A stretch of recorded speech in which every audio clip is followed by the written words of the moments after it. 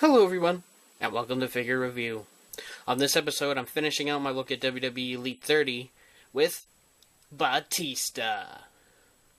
Now, a lot of people have been, some people praise this figure, some people knock it down. Let's get into the reasons why. Alright, at first we have what is actually a reused Batista scan. This is still the one from like Elite 6. They just use the paint applications to make them look like today's Batista. I'm not completely against using that scan because I believe it still looks like still a pretty good resemblance. Obviously they didn't paint the hair, but his head isn't particularly that smooth when it's shaved anyway, so it kind of gives it a cool effect and looks pretty effective. The only thing I don't like about this head is it still has the soul patch down the middle, and the fact that it's not painted looks weird. I understand he didn't have it upon his return, but having it there unpainted looks worse.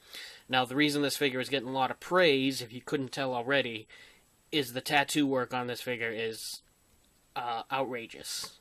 They got everything they could. I believe they got everything there is to get on Batista. As you can see, got the belly tattoo. I mean, under the arm, all those stars and swirls. All over his arms. I mean, just everywhere. Under the pad, there's, of course, tattoo work.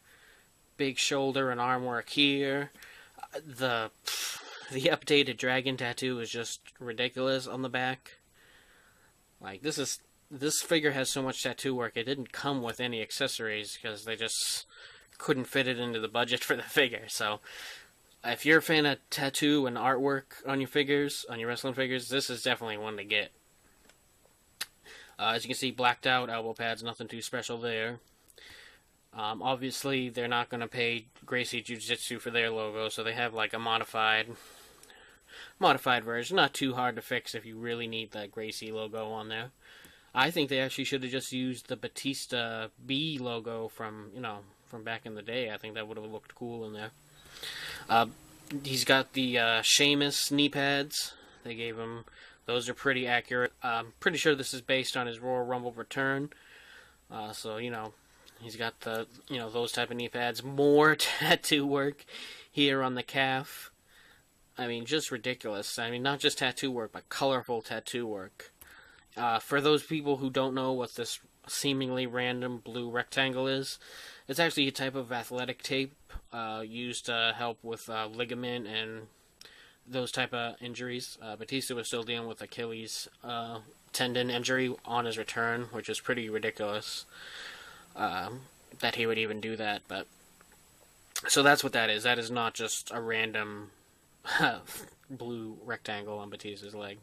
And then the other big knock against this figure is that he's got the tall boots, which is, if you go back and watch the Rumble, is not the case at all. He's actually in athletic, I don't want to call them sneakers, but kind of like Brock wears, like a boxer's shoe, I guess you could say, where it comes above the ankle, but it's more protective than a sneaker. So that's the two big knocks on this figure are the head and the boots.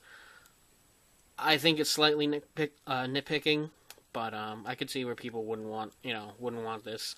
And I thank you guys very much for supporting the PWS action videos I posted. Something I've been wanting to do for a while, and I really appreciate all the views those have been getting. So I thank you guys for watching, and please keep an eye out for more videos.